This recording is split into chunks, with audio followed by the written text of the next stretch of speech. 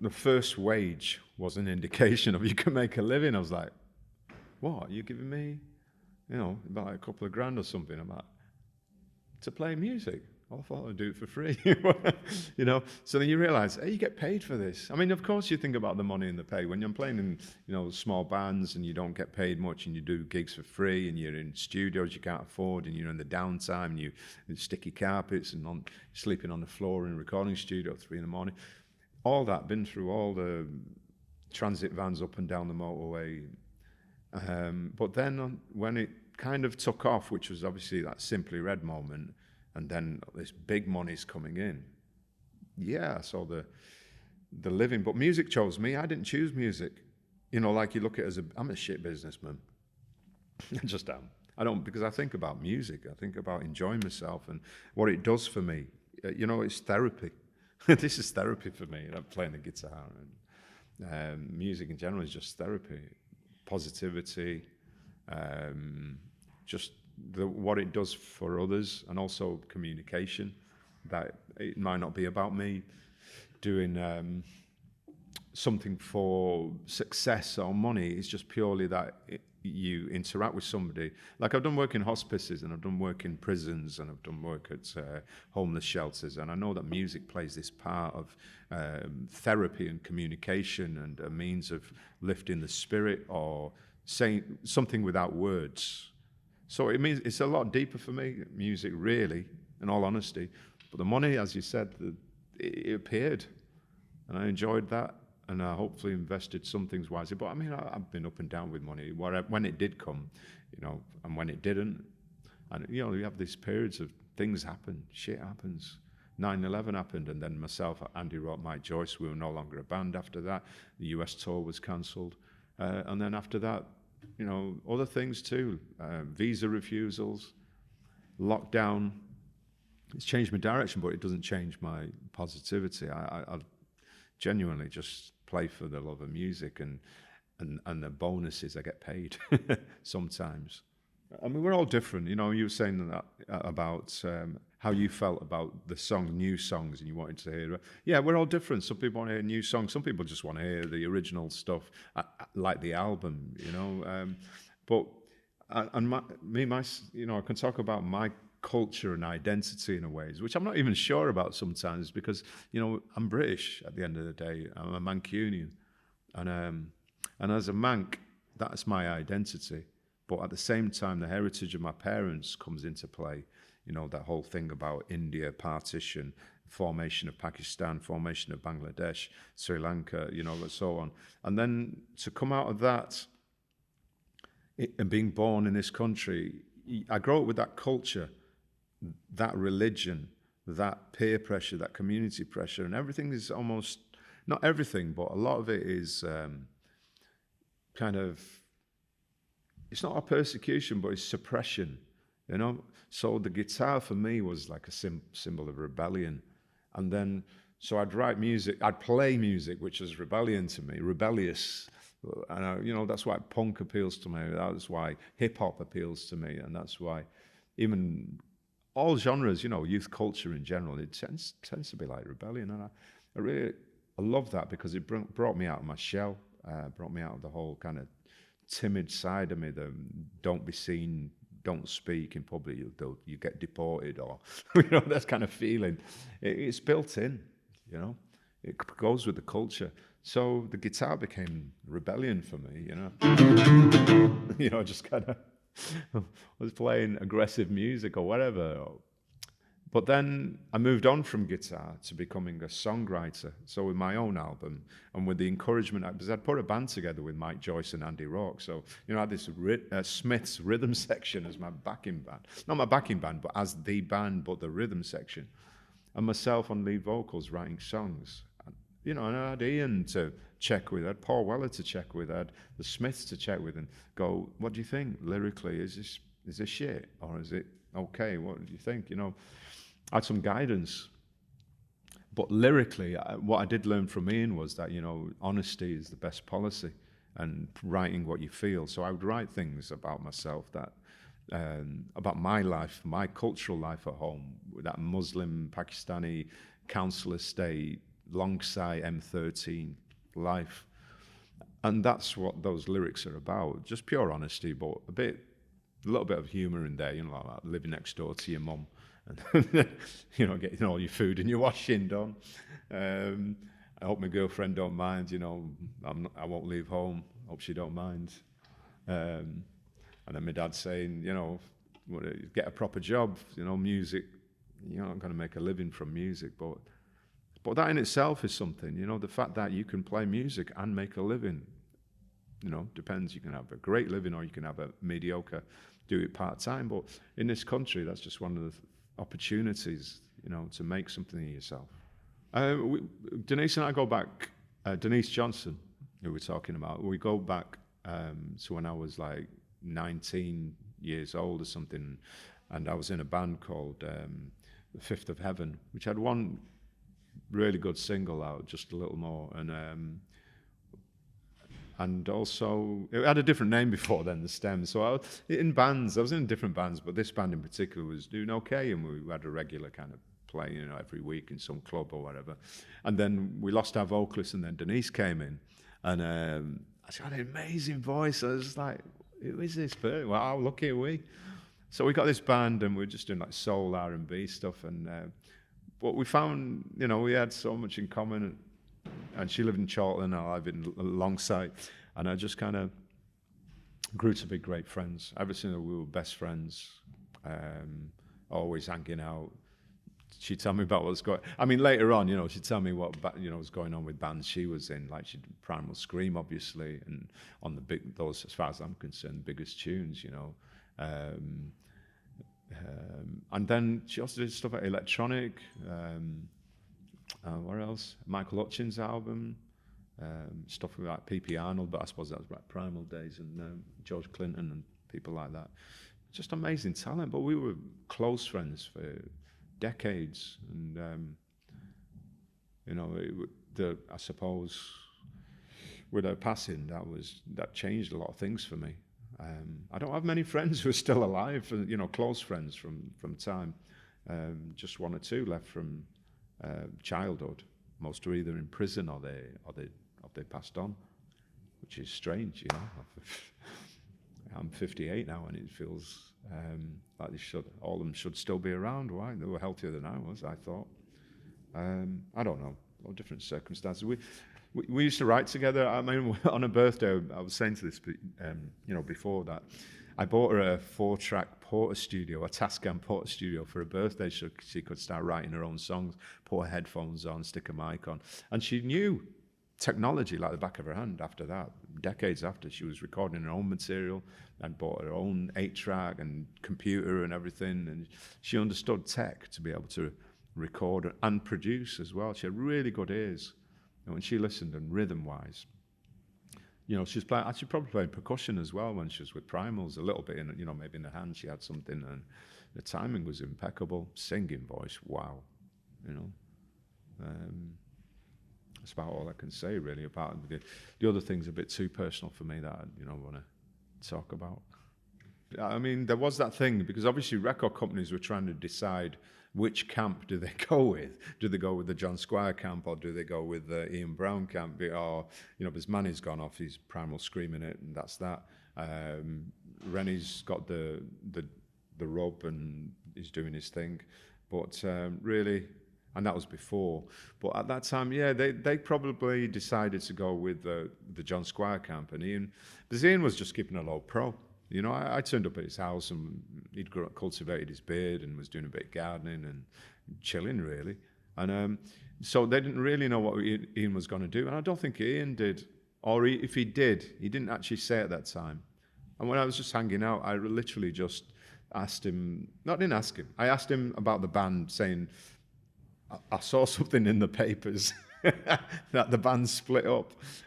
So he just verified that, and then we were just chilling after that. And what I did, I'd have the guitar with me, and I'd play some tunes, I didn't play that because he'd probably kick me out. But I just started playing chords, and the first chords I played was corpses in their mouths, what became corpses in their mouths. And I played the chords, and he pulled out a fag packet and started writing lyrics, and off it went. So began co-writing songs for Unfinished Monkey Business. And then all of a sudden he was at the highest spirits, and he was already feeling good, you know, he was relieved, relaxed, so forth. But then he started writing, and I was going home inspired, and I'd come back with a whole bunch of chords and music and things. I'd record at home, I'd bring back something finished like My Star, and say, what do you think of this? And he'd be like off writing lyrics, and then all of a sudden we were just writing, and an album was developing, and the phone was ringing. Ian has a fax machine on, so the phone would ring and the fax would go on, and then obviously there'll be a fax from John Kennedy or whatever, or somebody at record labels. So, but the beauty of it was, this was coming together without any record company, without funding, or, you know, Ian was funding himself at the end of the day, and this whole thing was forming into an album. And then he decided, we're doing this, he's going to do his solo album. And then we looked at how much material we had, and that's when we had to kind of go, well, from the third coming, let's call it, we had, you know, Black Sheep and Ice Cold Cube and High Times and so on. But we went with Ice Cold, I think maybe because there was some issues with the band and so forth. So Ice Cold Cube was one of the tunes where I revamped it because I needed to make it my own, as opposed to me playing almost like a session for somebody. And Ice Cold Cool has got that. Now well, not then. I kind of changed it to a Beatles style, you know, riffing kind of thing. Almost, you know, Wurlitzer kind of riffing, ascending, descending. And it was just a cool tune because we had the bass, and I'd play the bass on it, and then Ian would play the bass on the chorus, and he'd give me the bass back, and I'd play the other parts. And it was just a cool time of making an album, in a sense of like you're in your bedroom or something. And that's basically it. We just went from chilling in the living room in Lim at Ian's house to sat there with an acoustic guitar, writing lyrics, and then off I went, inspired, coming back with music, 4-track Porter studio tape, coming back with that, and he'd write some more lyrics and put it on his tape, and then he'd recorded his vocals, and then we went down to London. And at that point, that's when the record companies made offers, and but he held on for ages. It was such a fun album to make, and that was that. Yeah, you know, My Star was the first tune, or the second tune I wrote, because and I did that at home. My brother played what's like an Indian tabla on it. You can hear it in the rhythm. I did drum loops for it, and then overdubbed some drums too. And then we got Simon Moore, who came in and did some of the more complex kind of, you know, military band kind of drum roll, snare roll kind of stuff on it. I played the bass on it and guitars and programmed the stuff up on it. And but Corpses was one where I had a set of chords, and he really, like I said, he really liked them, pulled out a fag packet, started writing lyrics to just the chords. Then I went home and recorded the complete piece of music with the bass, and I'd inherited John's old 58 bass, no, sorry, it's a 78 Fender Jazz bass. So, and I played the bass on My Star with it, and then I bought my own bass, an old 64 Rivoli semi-acoustic, which I played on Corpses, which gave it a real deep sound. But the guitars actually that make Corpses, that I know people talk about when they say, oh, in the chorus it goes down, down, down, down, you know, all this kind of thing. And I was like, I wish I could play it on this, but it's in an open tuning. So that was different. That was in Chiswick Reach in a studio. And what happened was, he finished the chorus, recorded his vocals, and it sounded amazing, you know, that chorus lyrically. And I was like, whoa, this is beautiful. Apart from one moment where he said to me, so she's got Corpses on, it's cut like crystal chandelier, I'll shine like diamonds in her ears. And he says, I've got, it's cut like crystal chandeliers, swings like monkeys in Algiers. And I went, what do you think? And I went, no. So he didn't make the chorus, but I don't know if he's joking on it. He's probably messing with my head. But the lyrics were amazing, and I thought, shit, I got to up my game. So there was a little stock room in the studio. I got my guitars, my Rickenbacker 12-string, and I got my acoustic Gibson and stuff. Went in this room with my 4-track Porter studio, sent all the music onto a cassette tape, onto this thing, sat in that room in the dark, playing with my headphones on. And I came up with that. Because I thought the only thing that would work with those lyrics would be something that weaved. So the two things would cross like that all the time. And just fortunately, the Rickenbacker and the guitars just worked so well together, acoustic guitars, 12-string guitar, the 59 Les Paul that I inherited from, John Squire's collection of guitars and things. They all just sounded just right. And when I came out, I'd finished it, and I said, what do you think of these? And then we went ahead and recorded the guitars onto the tape that we had. There was a 2-inch tape. And that's how Corpses really came about. And then Ian looked for a harmonica that fitted the key of the song. And it came. All the music was done at my house, in a Porter studio. Prior to that, apart from that moment, bass, the drums, that's all from a little drum machine and from my bass guitar in a little box room on Council Estate in Longside M13.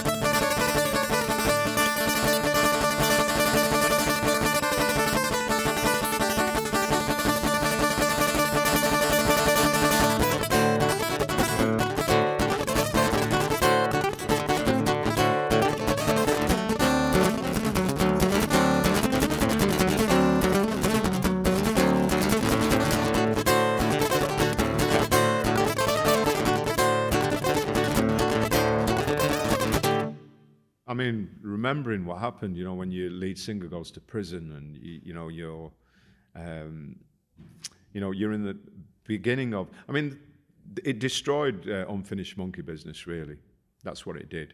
The momentum. Because obviously a record company builds up momentum, into signing an album or recording an album, and then the promotion and advertising, the marketing that goes into it, and then all of a sudden you can't. It's cut dead like that. The singer's gone.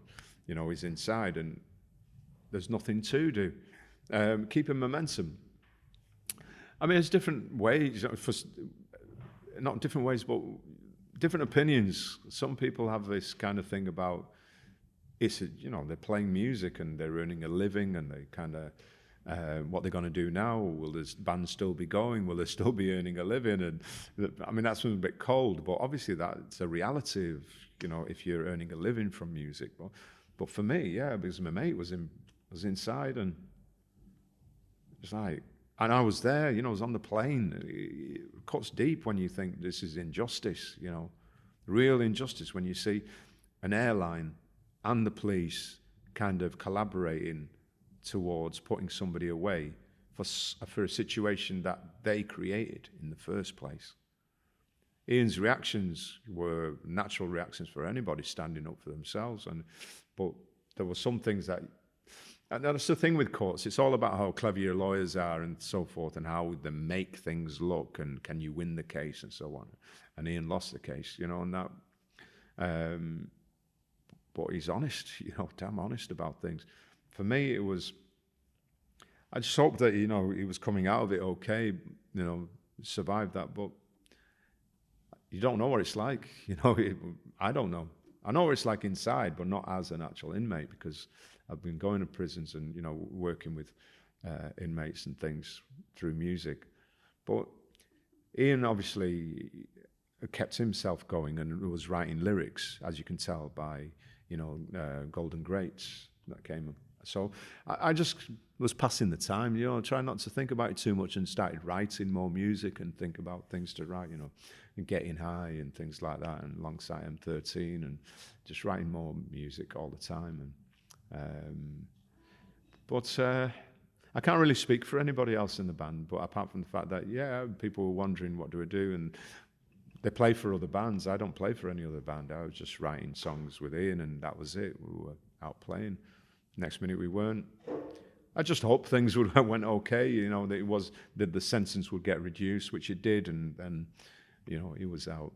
It was harder actually afterwards than it was while he was inside, because when Ian came out, it affected him in terms of his thought processes, what he wanted to do in the future, how he wanted to work.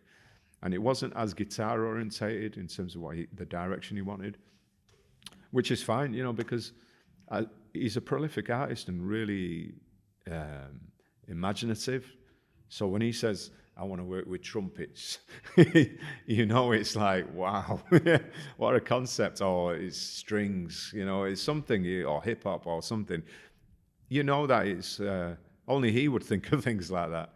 But for me, it was less of a role, but I'd just met Paul Weller and met Steve White, so I'd formed a band with Steve White, and we called the Players. We had the guys from the Style Council, and Mick Talbot, and Steve, and Damon from Ocean Colour Scene, and myself doing this kind of the Meters, British Meters kind of band.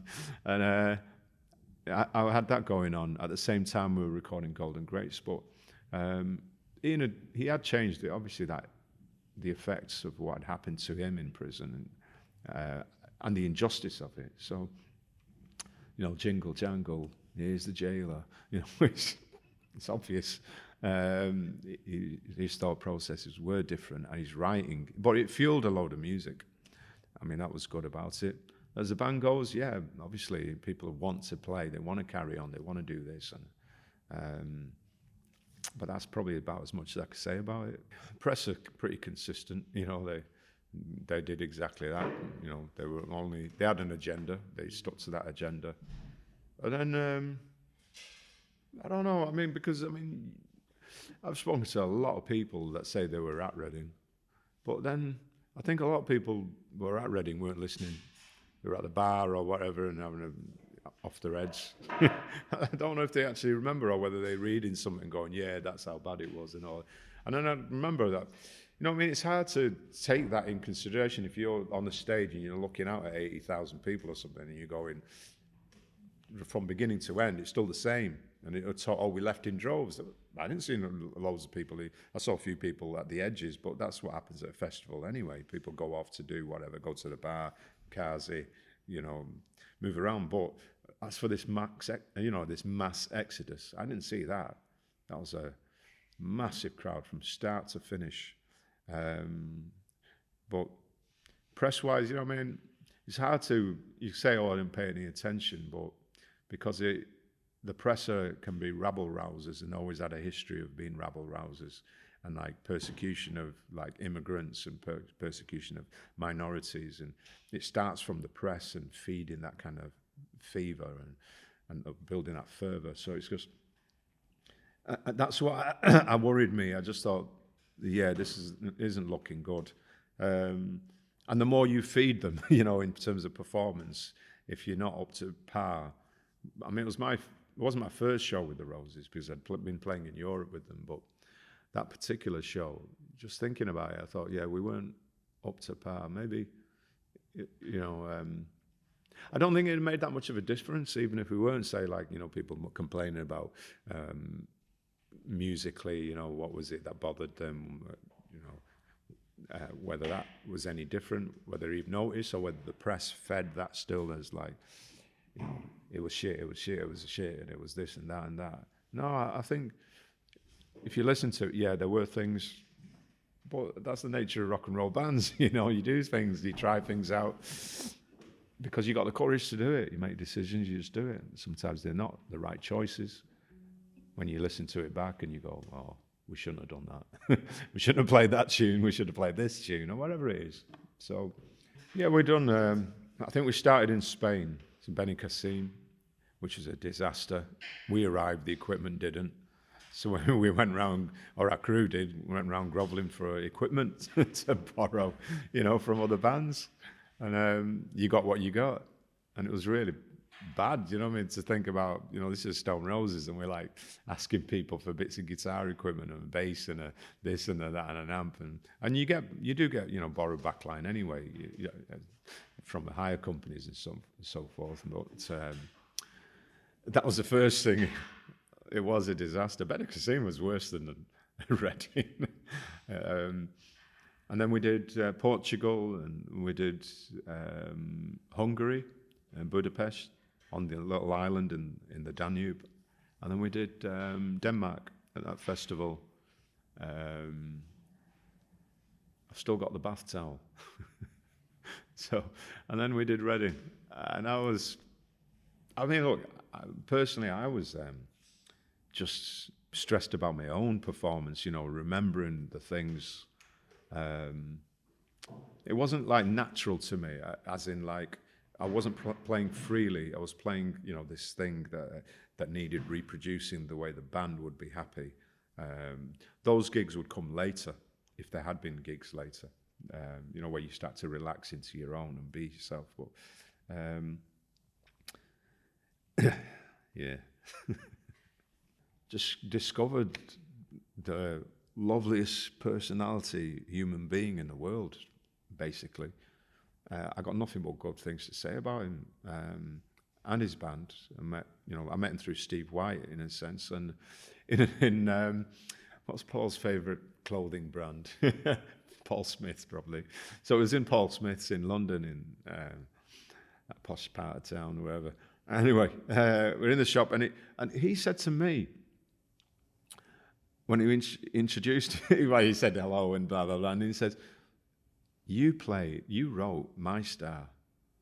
And I said, well, I didn't write the lyrics. And he goes, no, but you wrote that music, didn't you?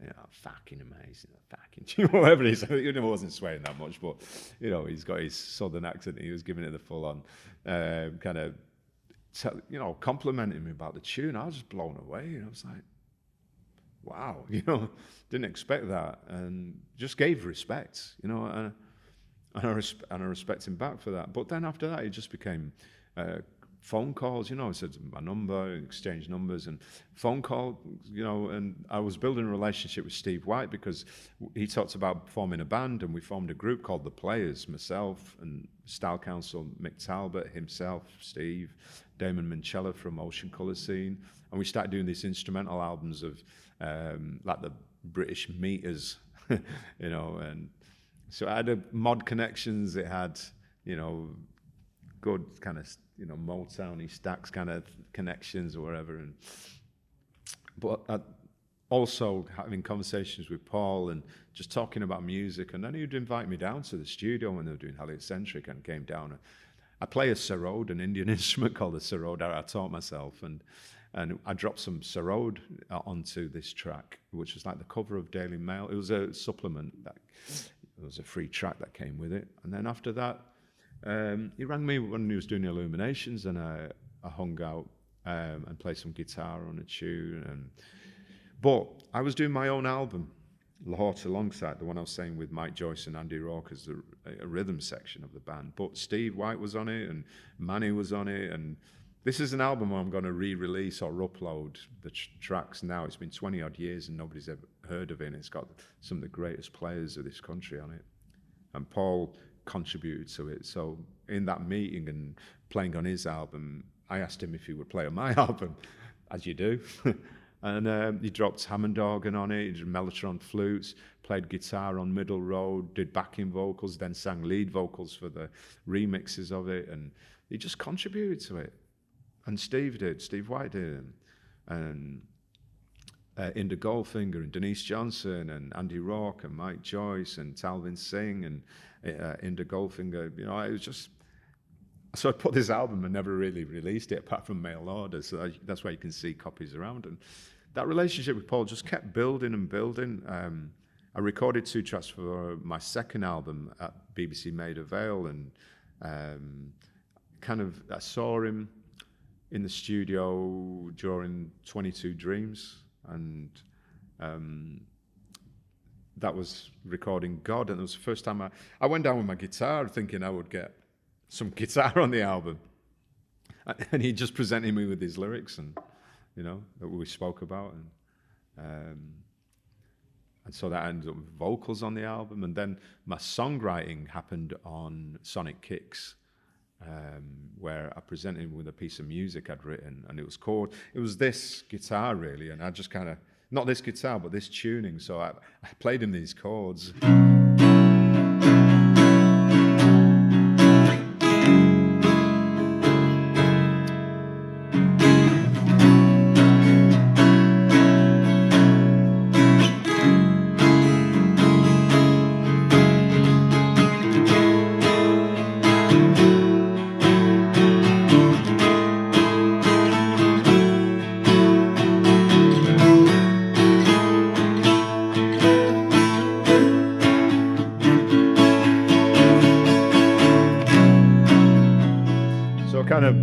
I played those chords, and I hope your mic picks the guitar up and I'm not just miming, but I played those chords, and again, he's not another guy like Ian. He just pulled out a piece of paper and started writing lyrics, and next minute we had this By the Waters, and then he was playing it on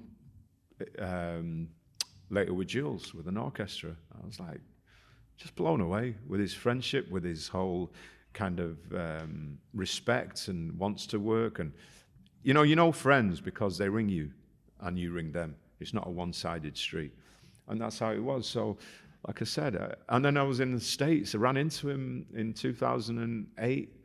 They were on tour, and I'm good friends with Steve Craddock too, with Chopper, and he's a lovely guy, really is. Such a talented player.